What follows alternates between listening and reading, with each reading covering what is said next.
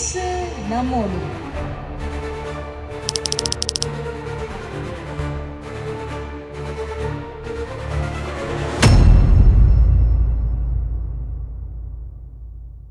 ஹல்லேலூயா. அருமையான தேவ பிள்ளைகளே, இந்த நாளிலுமாய் இயேசு நம்மோடு நிகழ்ச்சியினூடாக உங்களை சந்திப்பதில் மிக்க மகிழ்ச்சி அடைகிறேன். இந்த நாளிலுமாய் ஆலயத்தின் முன் வாசலில் நின்று உங்களோடு கூட தேவனுடைய வார்த்தையை பகிர்ந்து கொள்ளுகிறேன். அருமையான தேவ பிள்ளைகளே, கர்த்தர் நிச்சயமாகவே உங்களை ஆசீர்வதிப்பார். இயேசு கிறிஸ்து என்றாலே வார்த்தை. வார்த்தையான தேவன் மாமிசமாக கிருபையும் சத்தியம் நிறைந்தவராய் பூமியிலே வெளிப்பட்டார். வார்த்தையாய் வெளிப்பட்ட தேவன் இன்றைக்கு நமக்குள்ளே வாசம் பண்ணுகிறார். அருமையான தேவப்பிள்ளையே, இந்த நாளுமாய் எரேமியா 11ஆம் அதிகாரம் 3வது வசனத்தை உங்களோடு கூட பகிர்ந்து கொள்ள விரும்புகிறேன். அங்கே அந்த வசனம் சொல்லுகிறது, என் சத்தத்தை கேட்டு நான் உங்களுக்கு கற்பிக்கிறபடியே எல்லா காரியங்களையும் செய்யுங்கள், அப்பொழுது நீங்கள் என் ஜனமாய் இருப்பீர்கள், நான் உங்கள் தேவனாய் இருப்பேன். அருமையான தேவப்பிள்ளையே, இன்றைக்கு அநேகருடைய வாழ்க்கையில இயேசு கிறிஸ்துவை எங்களுக்கு தெரியும், இயேசு கிறிஸ்துவை எங்கள் அறிந்திருக்கிறோம் என்று சொல்லுகிறார்கள். ஆனால் ஒரு காரியத்தை நீங்கள் புரிந்து கொள்ள வேண்டும், இயேசு கிறிஸ்து உங்களை அறிந்திருக்கிறாரா? இன்றைக்கு அநேக செலிபிரிட்டிகள் பார்க்கிறோம், அநேக நடிகர்கள் நடிகைகளை அங்கே பார்க்கிற போது அவர்களை உங்களுக்கு தெரிகிறது, ஆனால் அவர்களுக்கு உங்களை தெரியுமா? அருமையான தேவப்பிள்ளையே, இயேசு கிறிஸ்து மத்தேயு சுவிசேஷம் 7ஆம் அதிகாரத்திலே அங்கே 27வது வசனத்தை சொல்லுகிறார், கடைசி நாளிலே அநேகர் என்னை நோக்கி கர்த்தாவே கர்த்தாவே என்று கூப்பிடுவார்கள், நான் உங்களை அறியேன் என்று சொல்லுவேன் என்கிறார். இந்த நாட்கள்ல தேவன் உங்களை அறியத்தக்கதாய், தேவன் உங்களை தெரிந்து கொள்ளத்தக்கதான ஒரு வாழ்க்கை நீங்கள் வாழ வேண்டும். அதனால்தான் இங்கே சொல்லுகிறார், என் சத்தத்துக்கு அங்கே சத்தத்தை கேட்டு நான் உங்களுக்கு கற்பிக்கிறபடி எல்லா காரியங்களையும் செய்யுங்கள், அப்பொழுது நீங்கள் என் ஜனமாய் இருப்பீர்கள், நான் உங்கள் தேவனாய் இருப்பேன். அருமையான தேவ பிள்ளையே, இந்த நாட்கள்ல எங்கே தேவனுடைய பிள்ளைகள் ஆண்டவருடைய ஜனங்கள் தவறுகிறார்கள் என்று பார்க்கிற போது இன்றைக்கு அநேகருடைய வாழ்க்கையில தேவ வசன வெளிச்சம் இல்லை. தேவனுடைய வார்த்தையை கேட்டு அதன்படி செய்கிற வாழ்வின் மேன்மை இல்லை. இன்றைக்கு எல்லாம் என்ன நினைக்கிறார்கள், ஒரு பிரசங்கத்தை கேட்போம், ஒரு ஆலயத்திலே ஒரு ஆராதனை கடந்து கொள்வோம், ஒரு ஜெபக்கூடுகைக்கு போவோம், எல்லாம் எங்கள் வாழ்க்கையில நிறைவாகிவிடும் என்று நினைக்கிறார்கள். அருமையான தேவப்பிள்ளையே, ஆலயத்துக்கு வருகிறதுனாலேயோ ஜெபக்கூடுகையில சேர்ந்து கொள்ளுகிறதுனாலேயோ ஏதோ நாம் ஆண்டவரை பாடுகிறதுனாலே அல்ல, தேவனுடைய வசனத்தின்படி செய்கிற போதுதான் நீங்கள் கிறிஸ்துவிலே நிலைத்திருக்கிறீர்கள், கிறிஸ்துவும் உங்களிலே நிலைத்திருப்பார்.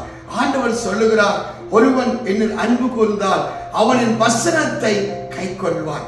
அருமையான தேவப்பிள்ளையே, தேவனுடைய வசனத்தை கை கொள்ளாதவர்கள், தேவனுடைய வசனத்தின்படி வாழாதவர்கள் கிறிஸ்துவில் இல்லை, கிறிஸ்துவும் அவர்களில் இல்லை.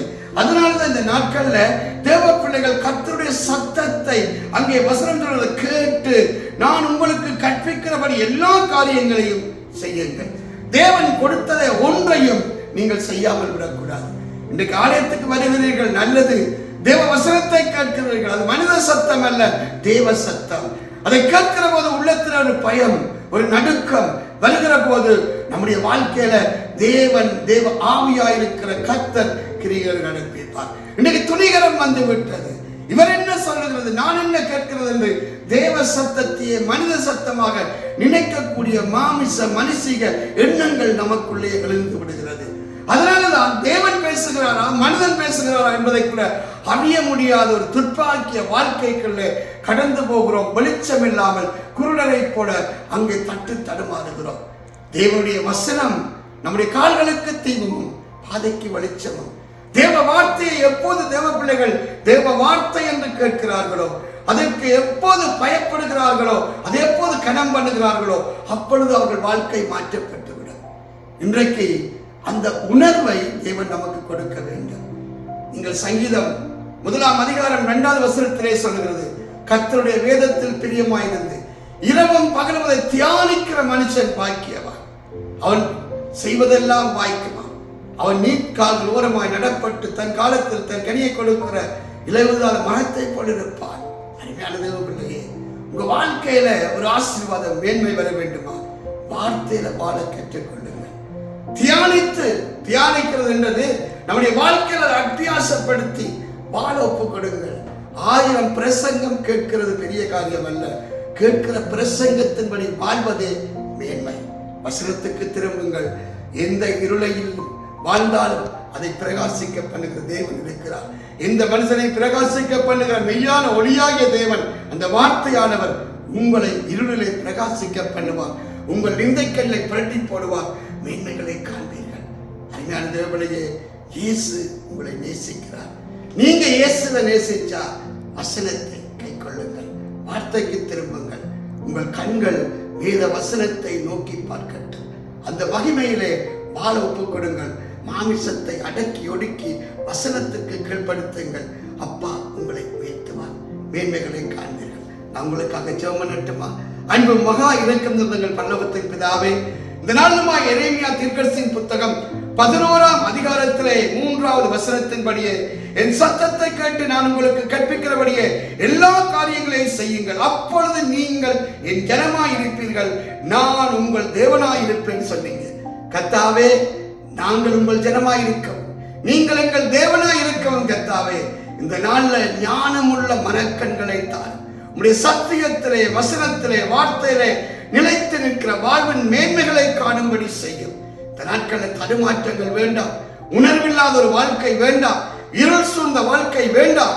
ஆண்டவரே, இந்த வெளிச்சம் உண்டாகட்டும். தேவரீர் விளக்கை ஏற்றுவீர், இருளை வெளிச்சமாய் மாற்றுவீர் என்று சொன்னீர். அந்த வெளிச்சம் தேவனுடைய வார்த்தை, அந்த வார்த்தை நம்முடைய வாழ்வில் இருக்கிற இருளை நீக்கும் என்று விசுவாசித்து பேசுகிறேன். இந்த தேவ செய்தியை கேட்கிற ஒவ்வொரு பிள்ளைகளுடைய வாழ்க்கையிலும் வெளிச்சம் உண்டாகட்டும், மேன்மைகள் வெளிப்படட்டும். மகிமையான மேன்மையான காரியங்களை செய்யுங்க. இப்பொழுது கர்த்தாவே, ஒவ்வொரு பிள்ளைகளுடைய தேவைகளுக்காக பலவீனங்களுக்காக மன்றாடி செபிக்கிறேன். கட்டுக்கள் உடைக்கப்படுவதாக, ஆரோக்கியம் சுகம் ஆசீர்வாதங்கள் உண்டாவதாக. இந்த வாரத்தில் நன்மைகளை காணட்டும்.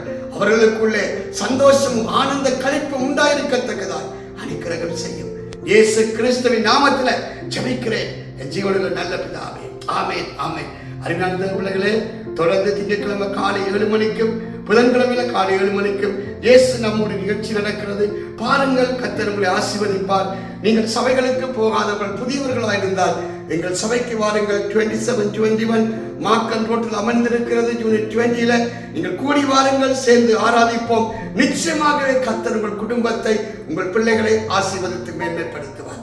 கர்த்தர் தாமே உங்களை ஆசீர்வதிப்பார். ஆமென்.